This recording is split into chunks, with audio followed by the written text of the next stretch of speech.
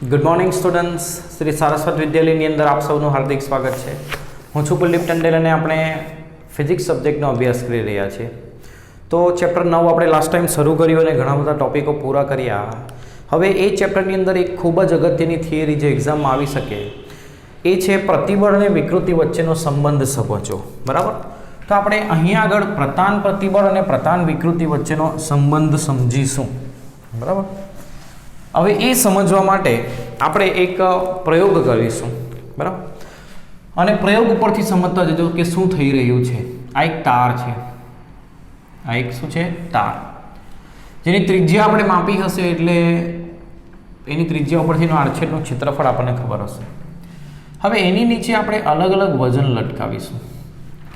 હવે વજન લટકાવો એટલે એના ઉપર બળ લાગશે mg, એટલે એના પર લાગતું બળ તમે માપી શકો mg.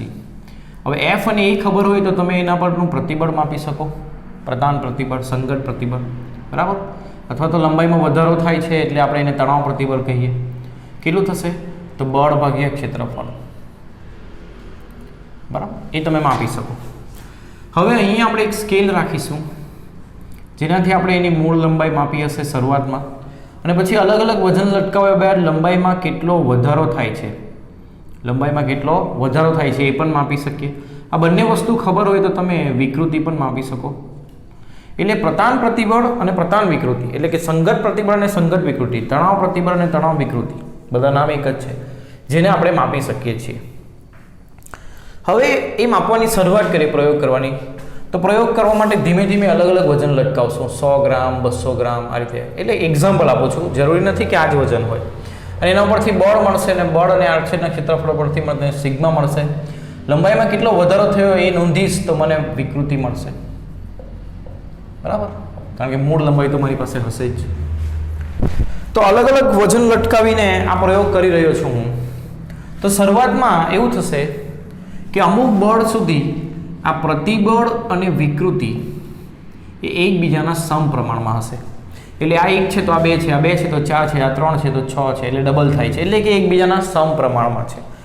તો એ જ છે આપણો હૂકનો નિયમ કે ઓછી વિકૃતિ માટે પ્રતિબળ અને વિકૃતિ એકબીજાના કેવા પ્રમાણમાં હોય? સમપ્રમાણમાં. એટલે આ પ્રમાણેનો આલેખ મળશે ઓછી વિકૃતિ માટે. એ બિંદુ સુધી આવું થાય છે. ક્યાં સુધી? એ બિંદુ સુધી. એ બિંદુ પછી પ્રતિબળ અને વિકૃતિ એકબીજાના સમપ્રમાણમાં રહેતા નથી. એટલે પ્રતિબળ ધારો કે 4 થયું તો આ થઈ જશે 7, 8ની જગ્યા પર 7 થયું, એટલે એકબીજાના સમપ્રમાણમાં રહેશે નહીં. તો એ બિંદુ સુધી તેઓ એકબીજાના સમપ્રમાણમાં રહે એટલે એ બિંદુને આપણે કહેશું સમપ્રમાણતાની હદ. કે પ્રતિબળના આટલા મૂલ્ય માટે પ્રતિબળ અને વિકૃતિ એકબીજાના કેવા પ્રમાણમાં રહે છે? સમપ્રમાણમાં. ધીમે ધીમે સમજતા રહેજો. અને આ જ વસ્તુ તમારે આખું એક્ઝામમાં એક્સપ્લેન કરવાનું છે. બરાબર? ચાલો. પણ આવી રીતે નથી બતાવવાનું કે આ પ્રયોગ કરીને, આ તમને સમજાવવા માટે આ ટેબલ અને પ્રયોગ બતાવું છું, બાકી તમારે આલેખ જ સમજાવવાનો છે. હવે શું થશે? હવે એ સુધી એ પ્રતિબળ અને વિકૃતિ સમપ્રમાણમાં તો હશે જ, પરંતુ અહીં લગાવેલું બધું દળ કાઢી નાખીએ એટલે આ વજન 0 કરી નાખીએ તો એના પર લાગતું બળ 0 થશે. તો આ પદાર્થ પોતાની મૂળ સ્થિતિમાં પાછો આવી જાય છે. એટલે અહીંયા સુધી પદાર્થ સંપૂર્ણ સ્થિતિસ્થાપક પણ છે. કેવો છે? સંપૂર્ણ સ્થિતિસ્થાપક, જે પોતાની મૂળ સ્થિતિમાં આવી જાય છે વિરૂપક બળ દૂર કરતાની સાથે જ. હવે એના પછી હજુ થોડું વજન વધારીએ તો એવું જોવા મળે છે કે નાનકડા ફેરફાર માટે, પ્રતિબળના નાનકડા ફેરફાર માટે વિકૃતિમાં ઘણો મોટો ફેરફાર થાય છે. એટલે આ પ્રમાણેનો આલેખ જોવા મળે છે. સમજો. બરાબર? આ શું થયું? તો જુઓ, પ્રતિબળમાં કેટલો ફેરફાર કર્યો આપણે? તો આટલો ફેરફાર કર્યો, પરંતુ તેની સામે વિકૃતિમાં થતો ફેરફાર એ ઘણો મોટો છે. એટલે પ્રતિબળના નાનકડા ફેરફાર માટે વિકૃતિમાં ઘણો મોટો ફેરફાર થશે. એટલે કે પ્રતિબળ અને વિકૃતિ સમપ્રમાણમાં હશે નહીં. પરંતુ બી બિંદુ સુધી, કયા બિંદુ સુધી? બી બિંદુ સુધી, એટલે કે આ આટલા બળ સુધી આપણે લગાડેલું બળ કાઢી નાખશું તો પદાર્થ પોતાની મૂળ સ્થિતિમાં પાછો આવી જશે. પદાર્થ પોતાની મૂળ સ્થિતિમાં પાછો આવી જશે. તો આ જે બી બિંદુ છે એને કહેવાય આધીન બિંદુ. શું કહેવાય એને? આધીન બિંદુ. જ્યાં સુધી પદાર્થની વર્તણૂક એ કેવી રહે છે? સ્થિતિસ્થાપક રહે છે. બળ દૂર કરતા તે પોતાની મૂળ સ્થિતિમાં પાછો આવી જાય છે. ખ્યાલ આવે છે? બરાબર, સમજાય છે? અહીંયા સુધી પ્રતિબળ અને વિકૃતિ એકબીજાના સમપ્રમાણમાં હતા એટલે એને કીધું સમપ્રમાણતાની હદ. એના પછીના વિસ્તારમાં પ્રતિબળ અને વિકૃતિ એકબીજાના સમપ્રમાણમાં નથી, પરંતુ જો લગાડેલું બળ કાઢી નાખીએ તો એ પોતાની મૂળ સ્થિતિમાં પાછો આવી જાય છે પદાર્થ, એટલે ત્યાં સ્થિતિસ્થાપક વર્તણૂક દર્શાવે છે પદાર્થ. હવે હજુ થોડું બળ વધારીએ તો ખૂબ જ નાનકડા બળના વધારા માટે પ્રતિબળ વિકૃતિમાં ખૂબ મોટો ફેરફાર થશે એવું થાય છે આ બે બિંદુ પછી. એટલે જુઓ તમે, પ્રતિબળ આપણે આટલું જ વધાર્યું, ખૂબ નાનું, પરંતુ વિકૃતિમાં આટલો મોટો વધારો થયો. બરાબર. અને શું થશે તો કે આ સી બિંદુએ લાવી પદાર્થને ધારો કે છોડી દઈએ. શું કરીએ? પદાર્થને છોડી દઈએ એટલે કે આ લગાડેલું બળ કાઢી નાખીએ તો શું થશે? તો પદાર્થ પોતાની મૂળ સ્થિતિમાં આવશે નહીં. અને એમાં કંઈક ને કંઈક વિરૂપણ રહી જશે, એને કહેવાય કાયમી વિરૂપણ. એટલે આ જે ડોટેડ લાઇનથી બતાવ્યું છે એ શું બતાવ્યું છે કે સી પર આવીને, એટલે કે આ બળ મૂલ્ય દળનું વધારીને અહીં આવ્યા છે આપણે. હવે કાઢી નાખીએ તો બળ 0 કર્યું એટલે પોતાની લંબાઈમાં થતો વધારો 0 થવો જોઈએ, પણ એવું થતું નથી. આ બિંદુ આગળ જુઓ, બળ 0 છે, પરંતુ બળ એટલે પ્રતિબળ 0 છે એટલે બાહ્ય બળ પણ 0 હશે, પરંતુ એમાં વિકૃતિ કંઈક રહી ગઈ, એને કહેવાય કાયમી વિરૂપણ. અને એનો મતલબ એવો થયો કે અહીંયા પદાર્થ એ પ્લાસ્ટિક વર્તણૂક દર્શાવે છે. કેવી વર્તણૂક દર્શાવે છે? પ્લાસ્ટિક. એટલે કે એમાં વિરૂપણ રહી જાય છે. ચેપ્ટરની શરૂઆત જ આપણે ત્યાંથી કરી હતી કે બે પ્રકારના પદાર્થ હોય છે, એક સ્થિતિસ્થાપક, બીજો પ્લાસ્ટિક. સ્થિતિસ્થાપક એટલે રબર, ખેંચો છોડો તો પોતાની મૂળ સ્થિતિમાં આવી જાય. પ્લાસ્ટિક એટલે કાદવ, દબાવો તો દબાઈ તો જશે પરંતુ મૂળ સ્થિતિમાં નહીં આવશે, હાથ કાઢીને તો જેવું છે એવો આકાર રહી જશે, એને કહેવાય પ્લાસ્ટિક પદાર્થ. તો અહીંયા પદાર્થ પ્લાસ્ટિક વિરૂપણ દર્શાવે છે હવે પછીના વિસ્તારની અંદર. બરાબર. તો અહીંયા કંઈક કાયમી વિરૂપણ રહી જશે ને એ જે કાયમી વિરૂપણ છે એ 1% કરતાં નાનું હશે. એટલે ધારો કે 100 સેન્ટીમીટર લંબાઈનો તાર હોય તો એના 1% એટલે 1 સેન્ટીમીટર કરતાં પણ નાનું કાયમી વિરૂપણ રહી જશે સી બિંદુ સુધી. હજુ બળ વધારીએ તો ધીમે ધીમે એની લંબાઈમાં વધારો થતો જશે અને વિકૃતિ વધતી જશે. એટલે પ્રતિબળ વધે તેમ તેમ વિકૃતિ વધશે. એક બિંદુ એવું મળશે, આ ડી બિંદુ, જ્યાં સુધી લગાડેલું બળ મહત્તમ હશે, ત્યાર પછી પદાર્થ તૂટશે. શું થશે? તૂટશે. બરાબર. તો ડી બિંદુ આગળ જે બળ છે તે મહત્તમ લગાવીએ છીએ, એનાથી વધારે પ્રતિબળ એમાં પ્રેરિત થતું નથી. એટલે શું થાય છે જો સમજો, આપણે બળ વધારતા ગયા તો તારની લંબાઈમાં વધારો થતો ગયો, ધીમે ધીમે તારની લંબાઈ વધતી ગઈ.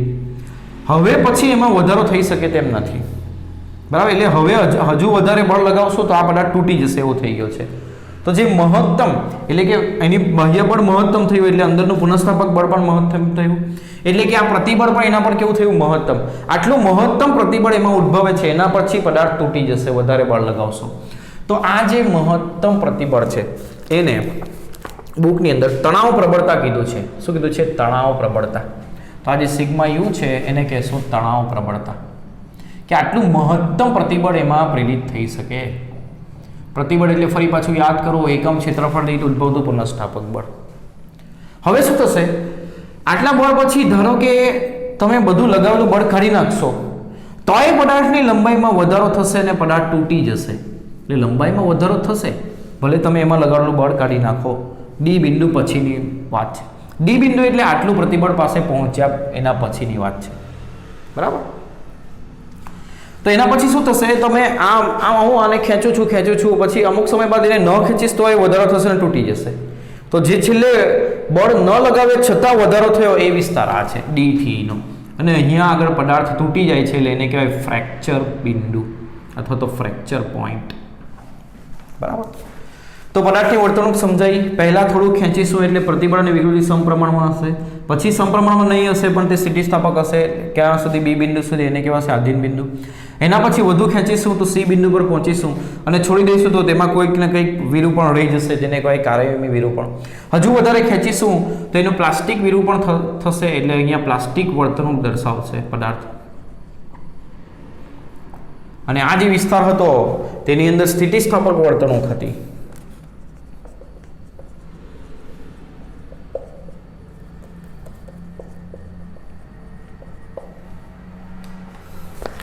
અને આ છે વિકૃતિ.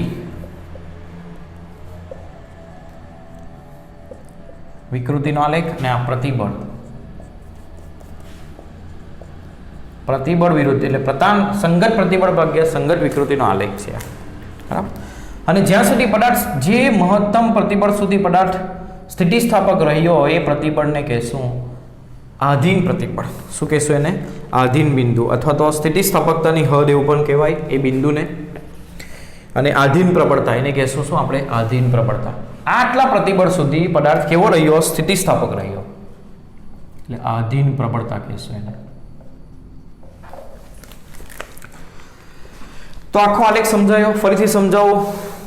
પહેલા અહીંયાથી અહીંયા એટલે બળ વધારતા ગયા તો પ્રતિબળ અને વિકૃતિ એકબીજાના સમપ્રમાણમાં. એના પછી સમપ્રમાણ નથી પણ સ્થિતિસ્થાપક વર્તણૂક દર્શાવશે. એના પછી સમપ્રમાણમાં પણ નહીં રહેશે અને પ્લાસ્ટિક વર્તણૂક દર્શાવશે. અને પછી વધારતા જશો તો એક સમય પછી પદાર્થ તૂટવાની તૈયારીમાં હશે. એટલે તૂટવા પહેલાં શું થશે કે બળ નહીં લગાવશો તો એમાં વધારો થશે અને એ તૂટી જશે. જ્યાં તૂટે એને કહેવાય ફ્રેક્ચર પોઈન્ટ. અને જે મહત્તમ પ્રતિબળ એમાં ઉદ્ભવ્યું એને કહેવાય મહત્તમ તણાવ પ્રતિબળ, બરાબર. મહત્તમ તણાવ પ્રતિબળ અથવા તો એને પ્રબળતા કહેવાય. પ્રતિબળ નહીં પણ એને શું કહેવાશે? પ્રબળતા, તણાવ પ્રબળતા. અને જ્યાં સુધી પદાર્થ સ્થિતિસ્થાપક રહ્યો તેને આધીન બિંદુ અથવા સ્થિતિસ્થાપકતાની હદ કહેવાય.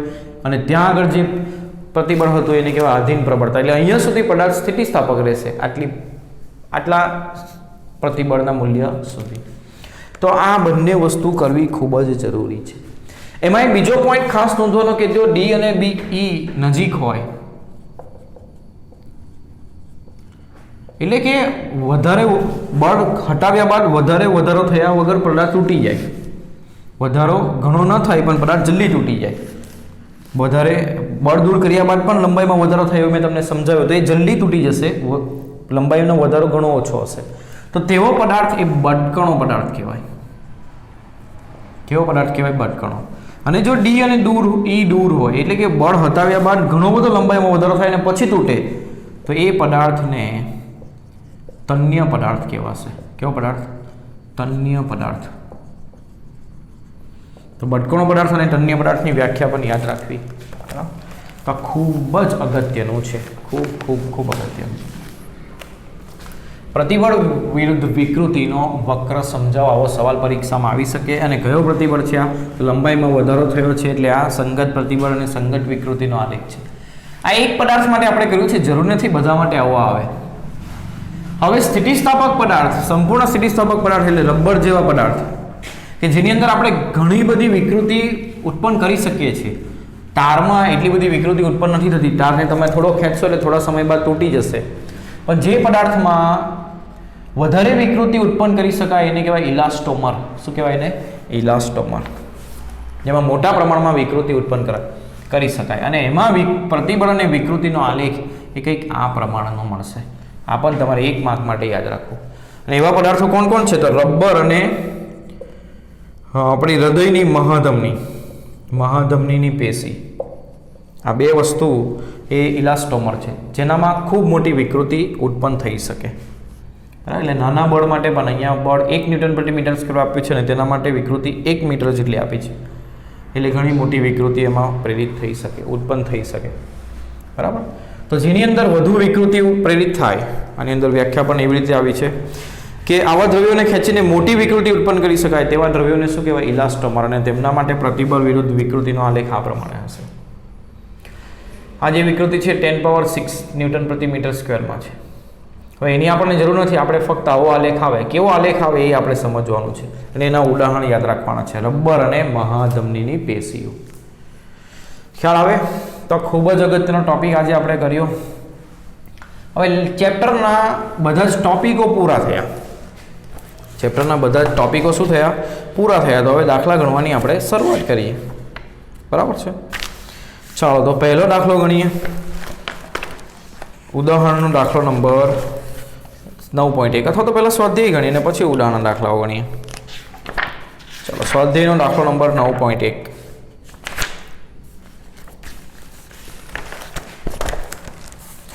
4.7 મીટર લંબાઈ, એટલે લંબાઈ કેટલી 4.7 મીટર અને 3 × 10⁻⁻5 મીટર સ્ક્વેર, ક્ષેત્રફળ 3 × 10⁻⁻5 મીટર સ્ક્વેર ધરાવતો સ્ટીલનો ટાર, સ્ટીલના ટાર માટે આ લંબાઈ અને ક્ષેત્રફળ છે, તથા 3.5 મીટર લંબાઈ અને 4 × 10⁻⁻5 4 × 10⁻⁻5 મીટર સ્ક્વેર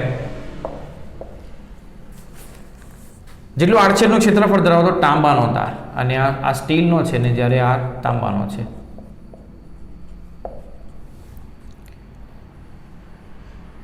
તાંબાના તાર પર, તાંબો એટલે કોપર,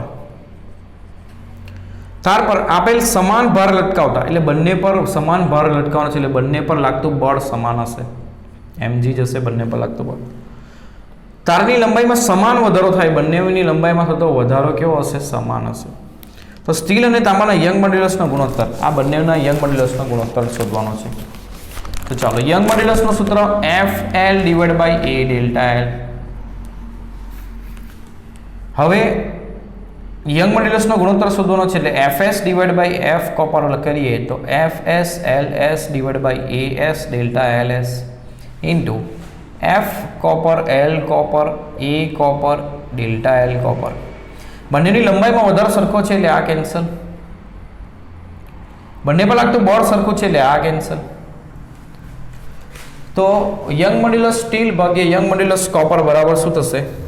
સ્ટીલની લંબાઈ કેટલી છે? 4.7. આડછેદનું ક્ષેત્રફળ કોપરનું 4 × 10⁻⁻5 ડિવાઈડ બાય સ્ટીલ માટે ક્ષેત્રફળ 3 × 10⁻⁻5 અને L કોપર, લંબાઈ કોપરની કેટલી છે? 3.5. તો 10⁻⁻5 કેન્સલ, 4.7 × 4 ડિવાઈડ બાય 3.5 × 3, આપણો જવાબ થશે 4.7 × 4 ડિવાઈડ બાય 3.5 ડિવાઈડ બાય 3, તો જવાબ થશે 1.79. આ થયો યંગ મોડ્યુલસનો ગુણોત્તર. તો બહુ સરળ દાખલો છે. નેક્સ્ટ પ્રશ્ન સોલ્વ કરીએ.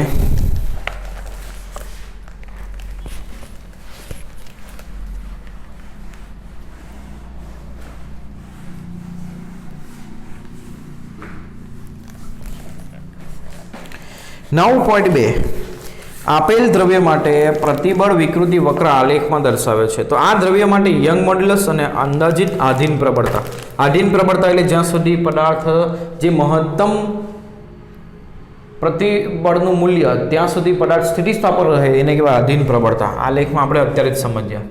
તો આ જે આલેખ આપ્યો છે એની અંદર આપણે યંગ મોડ્યુલસ શોધવાનું છે. તો યંગ મોડ્યુલસ શોધવા માટે યંગ મોડ્યુલસ શું છે? તો કે પ્રતિબળ ભાગ્યા વિકૃતિ. તો પ્રતિબળનું એક મૂલ્ય જે સમયે વિકૃતિ પણ ખબર હોય ને પ્રતિબળ પણ ખબર હોય એવું મૂલ્ય સિલેક્ટ કરો. તો ગ્રાફમાં અહીંયા દેખાય છે 150 અને આ જે પ્રતિબળ છે એ 10⁻6 ન્યૂટન પ્રતિ મીટર સ્ક્વેરમાં છે. એટલે અહીંયા આગળ પ્રતિબળનું મૂલ્ય 150 ગુણ્યા 10⁻6 છે અને તે સમયે વિકૃતિ એક્ઝેક્ટ એ જ મૂલ્ય આગળ વિકૃતિ આપી છે કેટલી? 0.002, એટલે 2 × 10⁻−3 કરી શકીએ. તો 75 × 10⁻9 થશે, એટલે 7.5 × 10⁻10 ન્યૂટન પ્રતિ મીટર સ્ક્વેર. આ યંગ મોડ્યુલસ મળ્યું. આ પહેલો જવાબ આવ્યો. 150 × 10⁻6 ભાગ્યા 2 × 10⁻3. આ કિંમત ખબર છે એવી કિંમત લેવાની, પ્રતિબળ ભાગ્યા વિકૃતિ આલેખ ઉપરથી. ખ્યાલ આવે છે? ચાલો નેક્સ્ટ પ્રશ્ન કરીએ. આની અંદર જ પૂછ્યું છે કે આધીન પ્રબળતા. તમે અહીંયા આગળ જુઓ, તમે આ મૂલ્ય સુધી પ્રતિબળ અને વિકૃતિ સમપ્રમાણમાં છે, એટલે ત્યાં સુધી પદાર્થ સ્થિતિસ્થાપક જ હશે. તો ત્યાં આગળ મહત્તમ મૂલ્ય કેટલું દેખાય છે તમને? 300. એનાથી વધારે મૂલ્ય નથી સિગ્મા. એટલે આધીન પ્રબળતા સિગ્મા વાય એ આપણી કેટલી છે? 300 × 10⁶ ન્યૂટન પ્રતિ મીટર સ્ક્વેર. તો એને આપણે લખી શકીએ 3 × 10⁸ ન્યૂટન પર મીટર સ્ક્વેર. બરાબર. ચાલો નેક્સ્ટ પ્રશ્ન 9.3. સહેલા પ્રશ્ન છે, મજા આવશે. બે આલેખ છે. બહુ ધ્યાનપૂર્વક સમજવાના છે.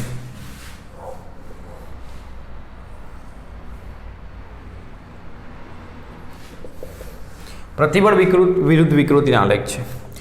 આલેખ સમાન માપક્રમ પર દોરેલ છે. કયા દ્રવ્યોનો યંગ મોડ્યુલસ મોટો હશે? કયા દ્રવ્યોનો યંગ મોડ્યુલસ? તો યંગ મોડ્યુલસ અત્યારે જ આપણે કીધું પ્રતિબળ ભાગ્યા વિકૃતિ. તો પ્રતિબળ એ y અક્ષ પર છે અને વિકૃતિ એ x અક્ષ પર છે. તો y/x કહેવાય અને y/x કોનું સૂત્ર આવે? તો આલેખના ઢાળનું.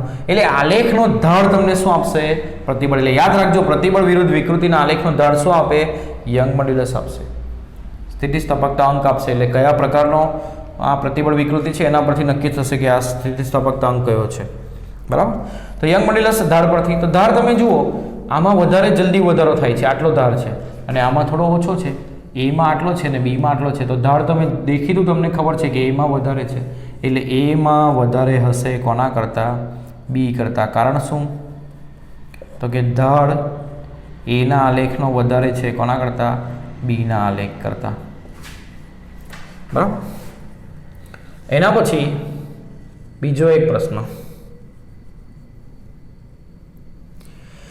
બેમાંથી કયું દ્રવ્ય વધુ મજબૂત? વધુ મજબૂત એટલે ક્યાર પછી તે તૂટી જાય. તો જે તૂટે ક્યારે? તો પ્રતિબળનું મહત્તમ મૂલ્ય થાય અને પછી તૂટે. તો કોનામાં પ્રતિબળ વધુ લાગુ પાડી શકે? તો જુઓ, એનું પ્રતિબળ આટલું છે, જે બી કરતાં મહત્તમ વધારે છે. મહત્તમ પ્રતિબળ અહીંયા છે એનું અને બીનું અહીંયા છે.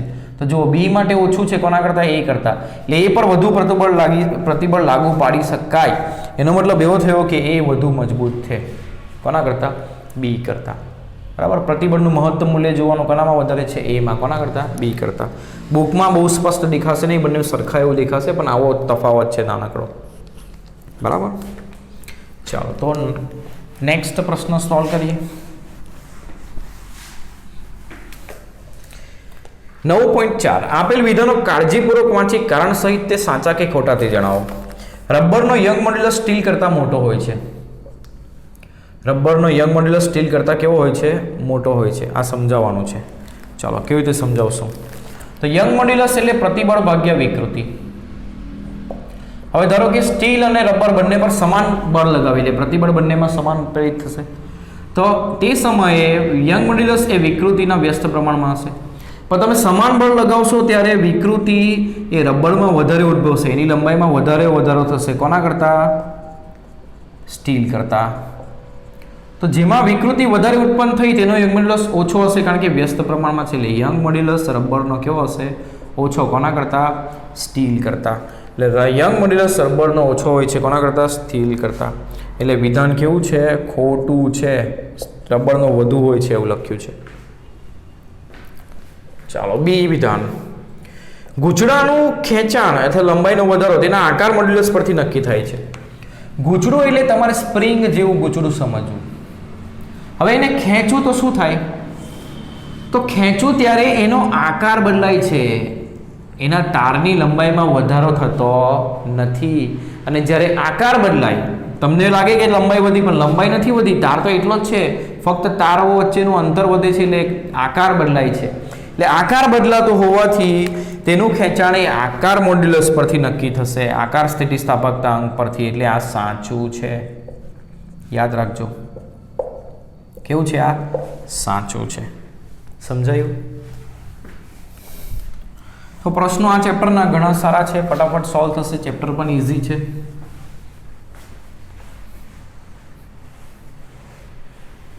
નેક્સ્ટ પ્રશ્ન સોલ્વ કરી 9.5. ધ્યાન આપજો. 0.25 સેન્ટીમીટર વ્યાસ ધરાવતા, વ્યાસ આપ્યો છે 0.25 સેન્ટીમીટર.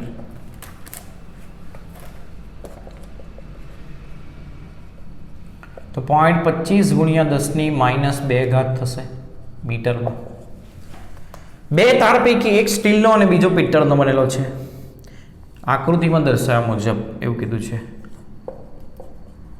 આ સ્ટીલનો તાર છે, તેની લંબાઈ 1.5 મીટર આપી છે. આ પિત્તળનો તાર છે, જેની લંબાઈ આપી છે 1 મીટર. અને અહીંયા વજન લગાવ્યું છે 6 kg. ભારવિહીન અવસ્થામાં સ્ટીલના તારની લંબાઈ આપી છે 1.5 અને પિત્તળના તારની લંબાઈ 1 મીટર છે.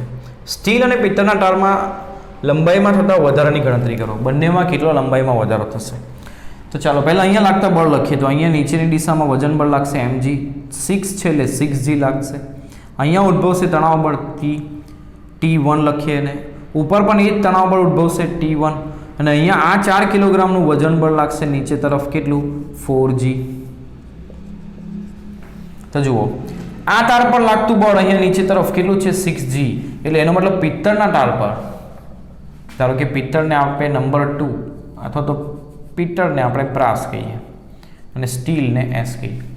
તો બ્રાસ પર લાગતું બળ કેટલું 6g જ્યારે સ્ટીલ પર લાગતું બળ નીચેની દિશામાં લાગતું બળ 4g અને T1 4g પ્લસ T1.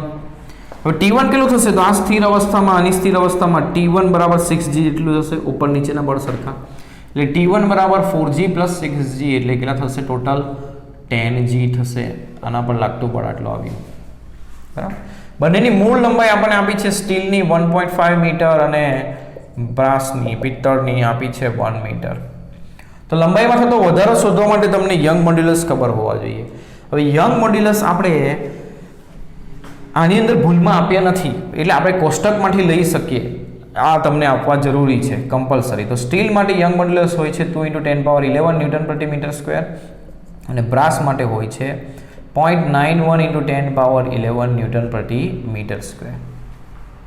બરાબર. ચાલો તો હવે યંગ મોડ્યુલસ બરાબર શું થાય FL/A ડેલ્ટા L. હવે આમાં વ્યાસ આપ્યો છે આડછેદનું ક્ષેત્રફળ નથી આપ્યું.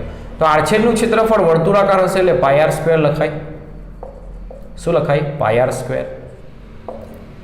હવે r બરાબર શું લખાય તો કે વ્યાસ ભાગ્યા 2 લખાય. હવે આ 2 નો વર્ગ 4 એ ઉપર જશે એટલે 4FL/π d² ડેલ્ટા L થશે. તો લંબાઈમાં થતો વધારો ડેલ્ટા L બરાબર શું થશે 4FL/π d²y આવું થશે. તો સ્ટીલની લંબાઈમાં થતો વધારો એટલે 4F steel L steel / π d steel y steel. કિંમતો મૂકીએ બધી તો ડેલ્ટા L સ્ટીલમાં લંબાઈમાં થતો વધારો 4FS કેટલું છે 10g એટલે 10 × 9.8 ન્યૂટન અને 6g એટલે 6 × 9.8 ન્યૂટન. તો FS 10 × 9.8 ઇન્ટુ લંબાઈ એની મૂળ લંબાઈ 1.5 ડિવાઈડ બાય પાઈ 3.14 d² સ્ટીલનો બંનેનો વ્યાસ સરખો છે 0.25 એટલે 25 × 10⁻⁴ લખી દઈએ વધુ સારું રહેશે. તો અહીંયા આવશે 25 નો વર્ગ અને 10⁻⁴ નો વર્ગ 10⁻⁸.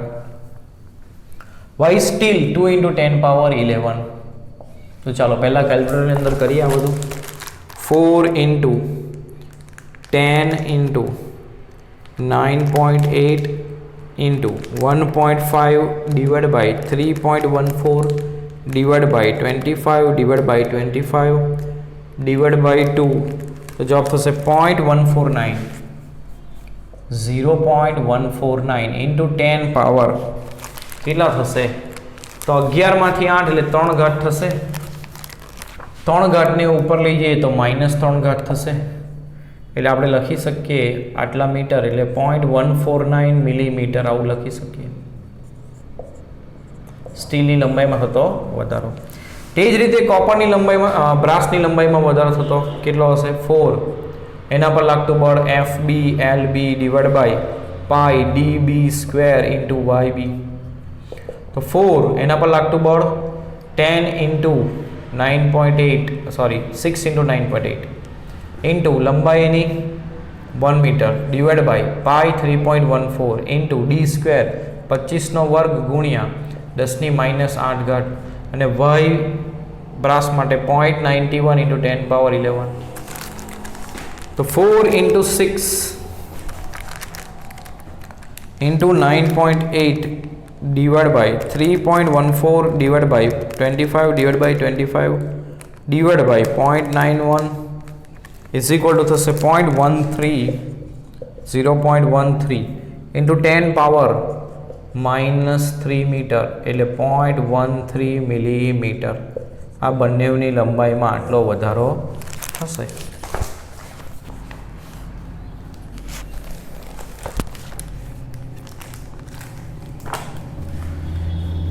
તો હવે બાકીના જે દાખલાઓ રહ્યા છે આપણે નેક્સ્ટ ટાઈમ કરીશું અને ટૂંક જ સમયમાં ચેપ્ટર આપણું પૂરું થશે અને નવું ચેપ્ટર આપણે શરૂ કરીશું.